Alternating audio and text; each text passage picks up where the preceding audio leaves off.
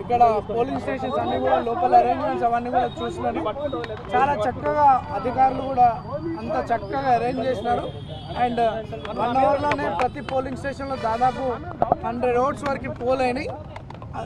Within 1 hour within 45 minutes టైంలో దాదాపు 70 నుండి 100 ఓట్లు ఒక్కొక్క పోలింగ్ స్టేషన్లో పోల్ అయినాయి.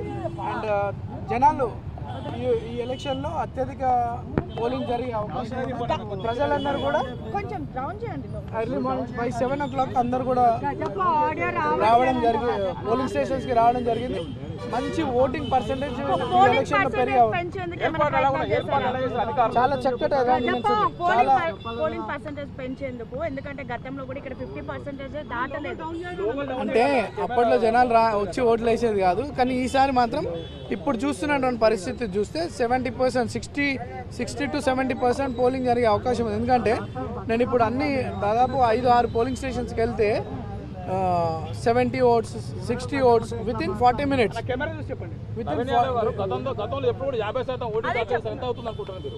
నాకు తెలిసి 63%, 60 to 63% జరిగే అవకాశాలు ఉన్నాయి.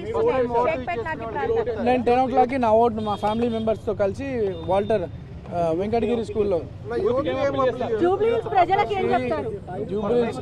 ఒక ఫస్ట్ టైం ఓటర్స్కి కానీ vote for your future, vote for your constituency development, not for sympathy, not for sentiment. ఇది మన భవిష్యత్తుకి సంబంధించిన ఎన్నిక కాబట్టి చాలా తెలివిగా జాగ్రత్తగా ఓటు వినియోగించుకోవాలని నేను యూత్కి అప్పీల్ చేస్తాను. That is all common. అవన్నీ కూడా అధికారులు దాన్ని రాటిఫై చేస్తారు. స్టార్ట్ అయిన టైం నుండి దాన్ని చేస్తారు. లేదు, ఈసారి యూత్ అంతా కూడా, యూతే కాదు జనరల్గా చాలా మంది ఓటర్స్ నెగ్లెక్ట్ చేస్తారు election. But this time 10 to 15% polling percentage పెరిగే అవకాశం ఉంది.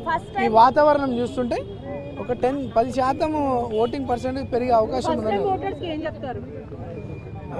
అదే చెప్తున్నాను కదా, మీ భవిష్యత్తుకు ఓటేయండి.